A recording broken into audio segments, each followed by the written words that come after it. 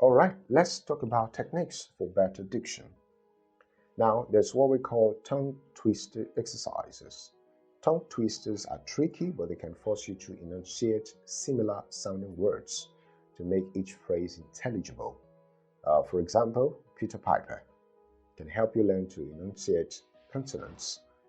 In this case, the letter P, the pronunciation P. A proper cup of coffee emphasizes P's and F's while employing a variety of vowel sounds.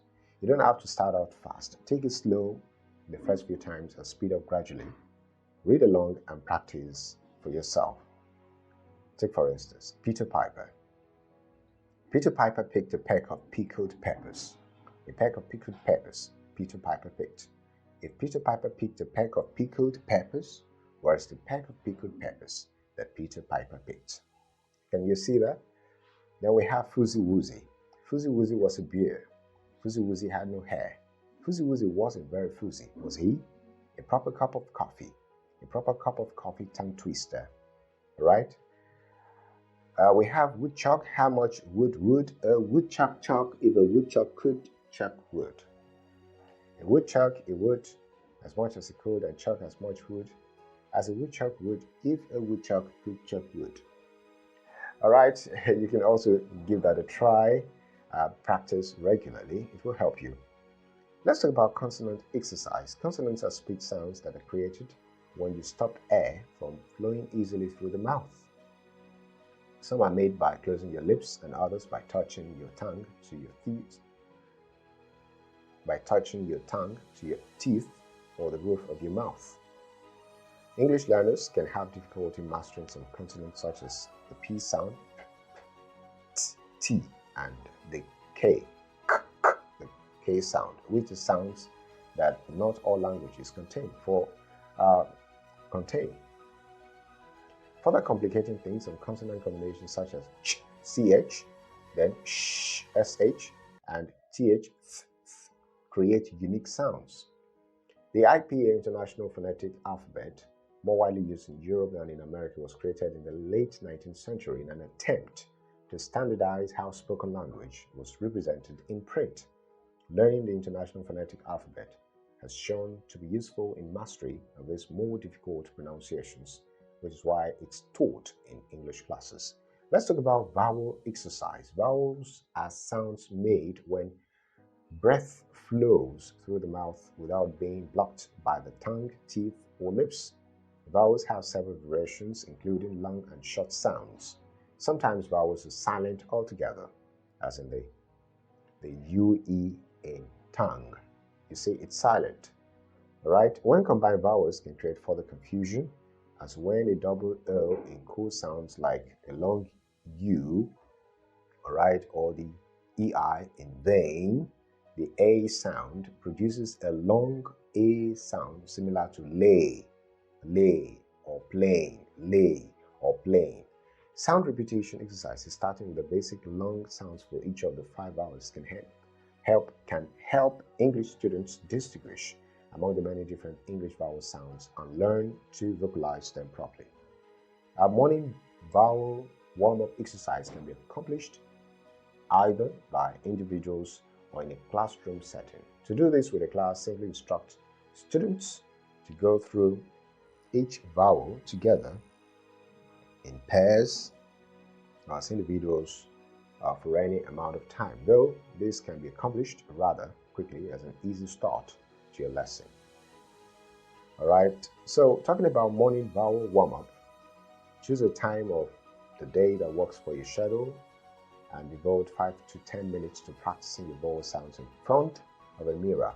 While looking in the mirror, think about the roundness of your mouth, the shapes you make when making each vowel sound. You might look silly, but this technique will help lengthen each vowel and allow you to focus on the phonetic sound of each letter. A, E, O, and U. A, which is A in ape. Then E as in easy. I as in I. O as in over.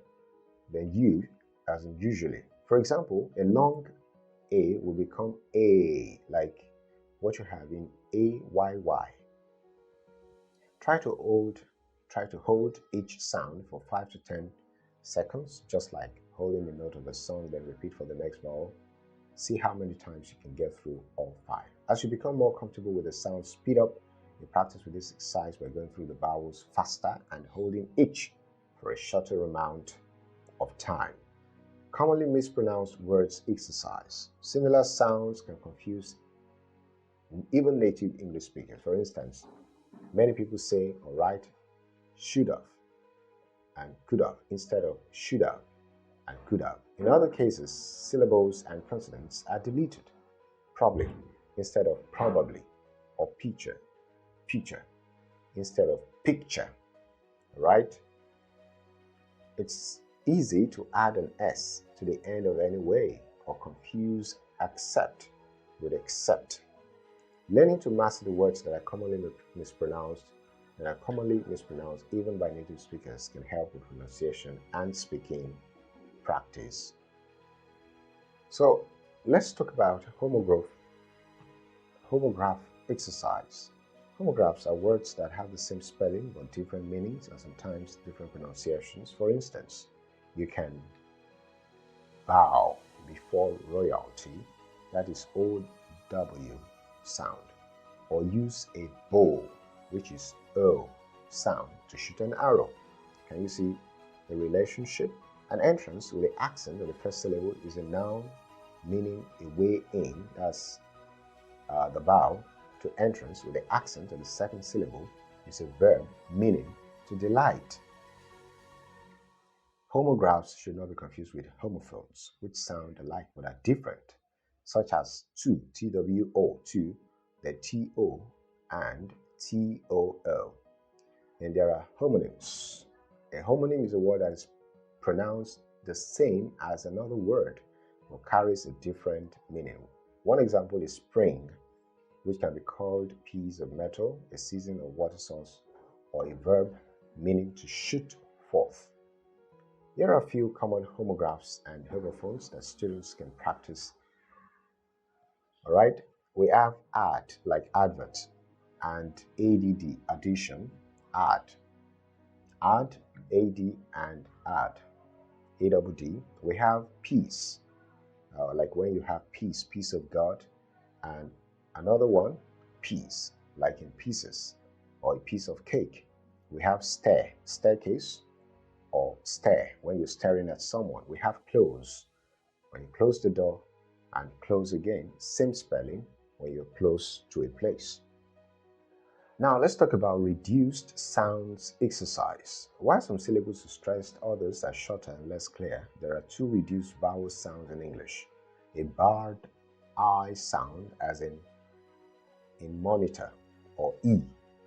In that regard, it becomes E, I, but E sound in monitor, and the sure sound, often used as and written as the uptone E in the International Phonetic Alphabet.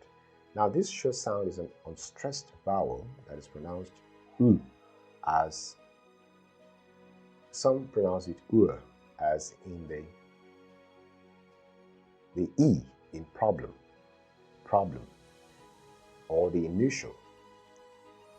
So it represents the A in again. Alright? Learning to pronounce the sure sound is important to developing a natural sounding accent in American English because it helps the speaker avoid stressing the wrong syllable. For this reason, pronunciation exercises that focus on reducing certain sounds can be helpful to English students. The sure song is a fun way to introduce speakers to how the sure sound is used in speech by providing examples. The sound, the sound is in words like about, around, pizza, sofa, helps familiarize singers with the sure in common use. General tips to improve English pronunciation. You don't need formal exercises to improve your English pronunciation. Examples of how English is used in speech are all around you and can be useful in providing opportunities to practice. Here are a few. Read out loud and record yourself. Read sentences and phrases aloud and record yourself. When you play the recording back, you can hear how you sound to others. Comparing what you hear on the tape with examples of how native speakers pronounce words can help you recognize similarities and differences. You can then work on modifying your speech where you hear the differences. This can also help with English grammar. Watch movies and TV shows in English. TV shows and movies provide other examples of how people speak. You can practice your listening skills and work to mimic said on the screen or what you watch on the screen. Keep in mind that you may hear different accents, such as a New York accent or a Southern accent. If you find yourself in a section of the country where accents are strong, try tuning in to shows where that accent is used so you can practice speaking the way others in your region do. In the internet age, you can turn to news sites, music sites, and even sites that offer word games to help you learn English. You can learn from your PC or download apps from your mobile devices. Sing songs in English. Music is a universal language, so it's no surprise that learners familiarize themselves with English terms and pronunciation. Another way is to find a native speaker for weekly chat. A friend who is a native speaker and speaks English fluently can help you with the process of learning English in several ways. Or if you don't have a friend who speaks the language fluently, consider an English tutor to help you practice. Ask the person if you can shadow speak with them. If you're having trouble with certain words, bounce those off of the person.